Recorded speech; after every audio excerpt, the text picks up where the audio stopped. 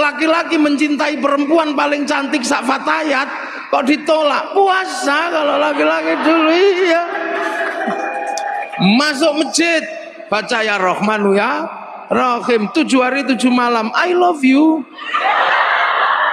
Kalau nggak percaya dibalik, perempuan mencintai laki-laki paling ganteng, puasa baca ya Rahmanu ya Rahim. Kalau nggak santri cari pohon besar, bacanya Sunnah Mata Kaji Hajiku Jaran goyang tak goyang ya I love you. Loh, itu puasa. Jadi puasa itu menghasilkan energi yang aneh. Puasa itu mampu melahirkan hikmah tersendiri.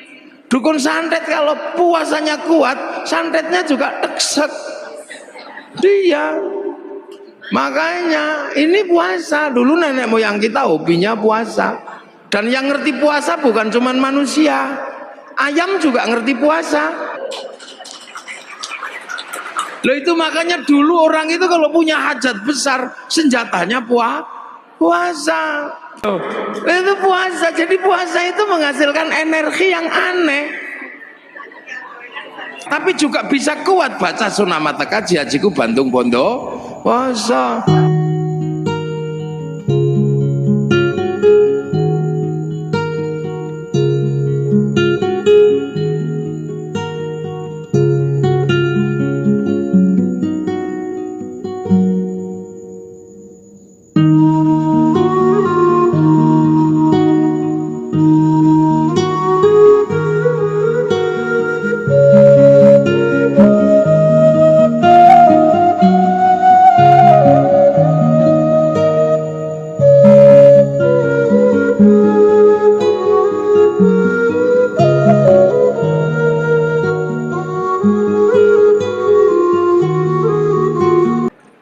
Jadi puasa ini ternyata karena puasa ini peribadatan lama, maka tidak cuma umat Islam yang puasa.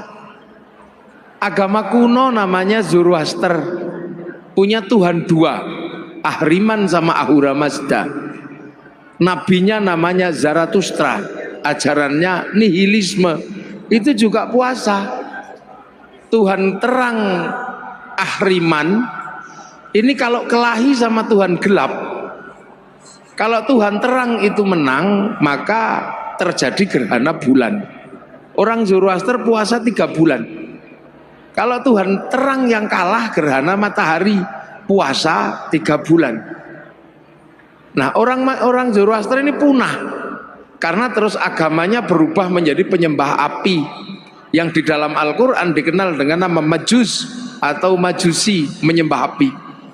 Orang Majusi juga punah karena Raja Majusi yang terakhir yang namanya Rustum masuk Islam, karena diislamkan sama Sayyidina Ali, ngambil menantu Sayyidina Husain. Karena orang Majusi masuk Islam, maka tidak lagi menyembah api, tapi orang Majusi menaruh api di bangunan tinggi namanya Manaro. Begitu masuk Islam, apinya dibuang, Manaronya ditaruh di depan masjid. Akhirnya masjid Persia punya Manaro, dan seluruh kaum muslimin melihat Manaro di depan masjid itu bagus, maka kaum muslimin berlomba-lomba bikin Manaro yang akhirnya sampai di Indonesia bernama Menara. Itu sumbangan dari orang dari Majusi. Nah, orang Hindu juga diajarkan puasa, namanya upawasa. Upawasa itu nggak makan, nggak minum, nggak menyentuh perempuan. Untuk apa? Jalan menuju moksa. Karena yang terbaik dari Hindu adalah mati tanpa material, hilang raga, hilang sukma, namanya moksa. Agar bisa moksa, ibadah terakhir setelah Upanishad, setelah kabumian adalah upawasa. Nggak makan, nggak minum, dan nggak menyentuh perempuan. Nanti hilang secara material. Makanya ketika Islam datang mengajarkan Syahrusyam, nggak makan, nggak minum, nggak menyentuh perempuan, kok mirip seperti upawasa, maka orang Indonesia menyebutnya bulan puasa. Itu istilahnya. Orang Yahudi, orang Buddha juga diajari puasa. Kalau pengen mendapatkan penyempurnaan 8 jalan menuju nirwana, harus puasa di bawah pohon bodhi dengan pakai kain selempang dalemannya tanpa jahitan. Orang Yahudi puasa, kalau peringatan Yom Kippur juga puasa. Orang Nasrani kalau Jumat Agung sebelum Paskah juga diajarkan puasa. Jadi puasa ini adalah milik semua agama, cuman caranya berbeda. Jadi makanya kalau kemudian halal bihalal ini mempertemukan seluruh umat beragama yang berbeda, pasti nyambung karena urusannya dengan puasa. Nah ini lintas agama juga. Loh ya nyambung kalau dalam urusan puasa karena semua agama mengenal puasa. Ini puasa. Makanya puasa itu saking terkenalnya variasinya paling banyak. Di Indonesia ada puasa makan daun tok namanya ngidang. Ada puasa makan umbi-umbian namanya ngerowot. Ada puasa tanpa nyawa namanya mutih. Ada puasa tidak kenyentuh matahari namanya pati geni. Ada puasa diem namanya bisu. Ada puasa gandul di pohon namanya ngampret atau ngalong. Ada puasa jalan terus ngedan. Itu puasa. Jadi variasinya paling banyak. Dan sejarah-sejarah besar dilewati dengan puasa.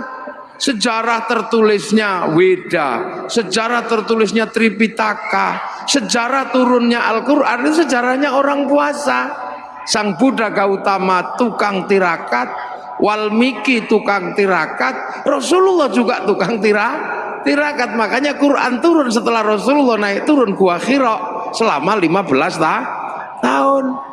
Syekh Abdul Qadir Al-Jilani Ma'rifatullah setelah 25 tahun puasa di padang pasir dibimbing Syekh Mubarak Al-Madzumi. Sunan Kalijaga menjadi wali setelah puasa 3 tahun. Baca ya Hayyu ya Qayyum walaupun keliru ya kayu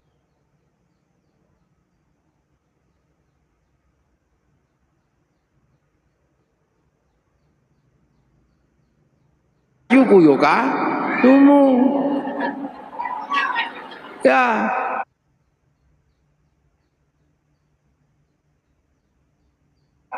Saridin jadi wali setelah puasa 3 tahun baca Allahu Akbar, Allahu Akbar walaupun keliru lawa bubar. Jadi sejarah besarnya ini orang puasa. Mbah Manap Lirboyo pengen mendirikan pondok pesantren Lirboyo, puasa ngerowot 56 tahun makan uwi.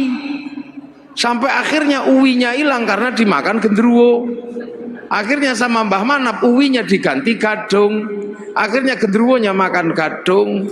Begitu genderuwo makan gadung jam 12 malam genderuwonya mabuk. Anak makan genderuwo makan itu pondok Lirboyo ambruk. Maka dikasih minum minyak jarak. Nah akhirnya genderuwonya sadar terus punya tugas nyantri, santri sebagai tukang ngisi jeding, nyenggot namanya. Makanya Lirboyo itu dulu kalau malam suka ada kriat-kriut itu genderuwo nyenggot. Nah sekarang genderuwonya pensiun karena Lirboyo sudah punya sanyo. Mbah Hasyim Asy'ari mendirikan NU, puasa 3 tahun dari hulu sungai Brantas sampai hilir baca surat Kahfi, terus tiap malam nggak pernah tidur ngatamkan surat At-Taubah 41 kali, surat Kahfi 41 kali dalam 2 rakaat sholat hajat. Makanya kalau NU jadi gede ya nggak masalah, wong tirakatnya besar. Maka penumpang NU itu macam-macam. Yang sholatnya rajin ya numpang, yang setahun sekali ya numpang, kadang Bandar Dadu ya numpang. Itu NU apa aja numpang. Makanya tapi karena kendaraan besar jalannya pelan, nggak bisa was-wes gitu. Makanya NU sering disalib kendaraan kecil-kecil, wes gitu, tapi penumpangnya kecil. Yang naik yang cingkrang tok gitu. Yang naik yang jenggoten tok, yang nggak jenggoten nggak boleh naik. Tapi karena larinya cepet was-wes sering nabrak, dikit-dikit tabrakan bruk, nabrak sapi, bruk, nabrak apa gitu. NU biasa. Ya, Ki Gede Pemanahan ketika pengen membangun alas Mentao disuruh puasa 20 tahun sama Sunan Kalijaga. Akhirnya puasa di Bang Lampir Gunung Kidul, pantat bekas puasanya sampai batunya dekok. Punya anak Danang Sutawijaya mbubak alas Mentao, mendirikan Mataram 1758 dipecah oleh Belanda jadi Jogja sama Solo jadi Giyanti. Akhirnya Jogja jadi Amangkubuanan Pakualaman, Solo Mangkunegaran Kasunanan. Ki Ageng Pengging pengen punya anak jadi raja, puasa 7 tahun, lahir Joko Tingkir. Gitu. Nah calon Raja Mataram nggak mau jadi raja, namanya Bagus Harun, karena pengen melahirkan anak jadi raja tapi alim.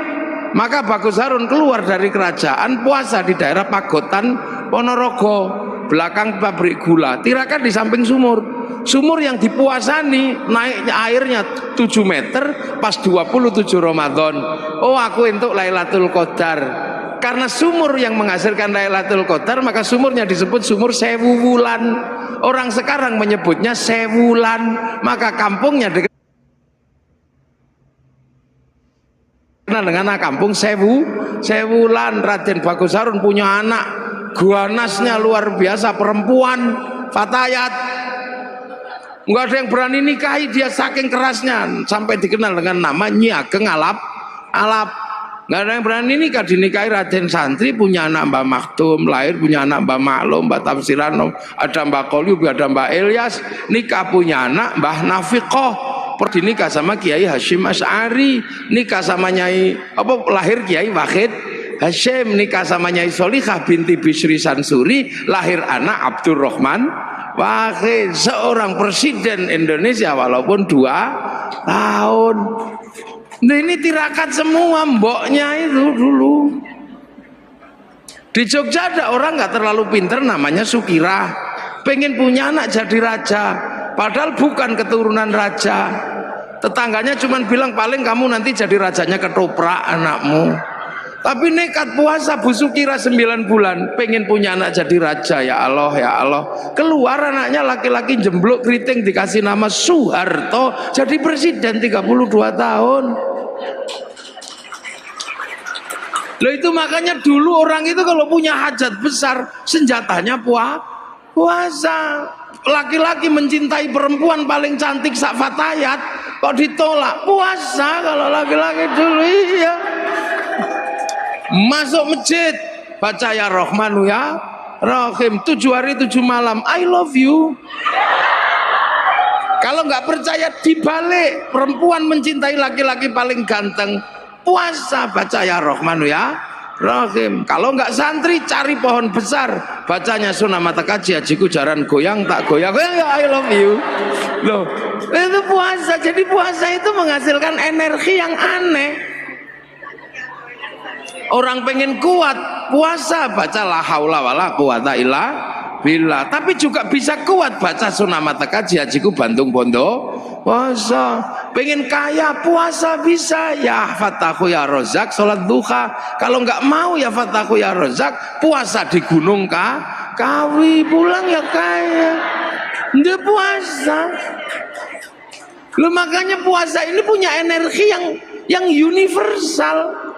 Tidak perlu Islam, tidak perlu baik, seperti yang dinyatakan oleh Yai Said. Hikmah itu tidak pandang bulu, dan puasa itu mampu melahirkan hikmah tersendiri. Dukun santet kalau puasanya kuat, santetnya juga teksek dia. Makanya ini puasa. Dulu nenek moyang kita hobinya puasa, dan yang ngerti puasa bukan cuman manusia, ayam juga ngerti puasa. Ayam itu kalau mau neteskan telurnya puasa 21 hari, telurnya netes. Ulat kalau mau terbang jadi kupu-kupu puasa, jadi kepompong, nanti terbang jadi kupu-kupu. Ular kalau mau ganti kulit puasa 41 hari. Mudah-mudahan puasa kita seperti puasa ulat, habis puasa terbang jadi kupu-kupu. Jangan kayak puasanya ular, habis keluar ular lagi. Habis ganti kulit ular lagi. Nenek moyang kita kuat-kuat dulu. Iya kuat-kuat, bisanya cuman semelai Rahman Rahim, tapi sakit gigi sembuh. Dukun bayi senjatanya cuman lo kuoto, tapi tirakatnya kuat, bus gitu keluar. Makanya nenek moyang kita nggak ada takutnya. Dan puasa ini bisa pakai apa saja. Santet pakai puasa ya kuat, bahkan cari nomor pun pakai puasa juga tembus. Ini puasa SSB. Makanya nenek moyang kita ketemu singa, oh gitu singanya, kita cuman ke singanya pergi. Sakit gigi sembuh. Begitu sekarang orang takut puasa, bismillahirrahmanirrahim basin tok. Lah ya makanya dulu orang tidak pernah takut apapun. Bambu runcing sama tentara nggak takut. Sekarang jangankan sama tentara Belanda, jangankan sama singa, orang sekarang sama melinjo takut. Monggo melinjo dan kenapa? Asam urat. Orang sekarang penakut. Orang ayam itu makanan manusia, begitu ayamnya pilek manusianya ketularan. Lu burung. Lah ya, orang sekarang ketemu santan takut. Enggak. Kolesterol. Manusia jadi penakut karena punya senjata dari Allah nggak pernah dipakai. Dengar puasa, puasa lagi. Akhirnya remuk tubuh manusia modern, rentan sekali manusia modern ini. Akhirnya kalau sudah rentan pasrah sama dokter, masuk rumah sakit. Begitu masuk rumah sakit, dokternya nggak lupa, kamu tak operasi tapi puasa dulu ya. Nah iya dah. Dokter mau nangani dengan cara puasa. Loh, makanya kita ini diajarkan puasa. Makanya enak ibu-ibu itu sekarang. Walaupun nggak puasa full, ada puasa enteng-entengan sekarang. Jadi tidak cuma people power yang enteng-entengan. Puasa pun ada enteng-entengan, namanya diet. Diet. Nah, diet kalau keterusan dead. Loh, ini pelajaran dari Allah. Kenapa kita takut? Loh makanya begitu kita ini puasa udah nggak kenal masalah. Loh makanya kekuatan hebat itu muncul dari orang yang bisa puasa. Tapi puasa kita ini beda dengan puasa kesaktian. La'allakum tattaqun.